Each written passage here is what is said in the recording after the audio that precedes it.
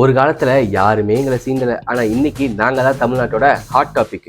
We are the Gen Z பாய்ஸ்ன்னு சொல்ற மாதிரி கிட்டத்தட்ட நேத்து ஆரம்பிச்ச தாவேக்கால இருந்து வீதியிட ஆர்கனைசேஷன் ஆண்டாண்டையா கட்சி ஆரம்பிச்சிட்டு இருக்கக்கூடிய திமுக, அதிமுக எல்லாருமே எங்களை தாங்க தேடிக்கிட்டு இருக்காங்க.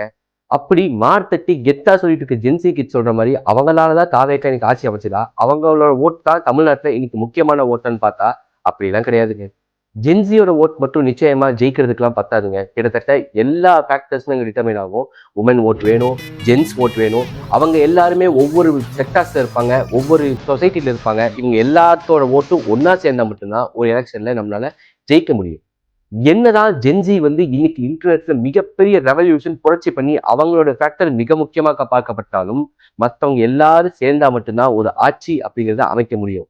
இன்னைக்கு இன்டர்நெட் ரெவல்யூஷன் வரக்கூடிய இந்த ஜென்சி பாலிடிக்ஸை இருக்கக்கூடிய எல்லா கட்சிகளும் கரெக்டான ட்ராக் தான் போறாங்களா, இல்ல இது கரெக்டான ட்ராக் கிடையாது, இது இன்னைக்கான ட்ராக் தானா அப்படிங்கிறத கமெண்ட்ல சொல்லுங்க. நம்ம பாலிடிக்ஸை நம்ம பேசுவோம்.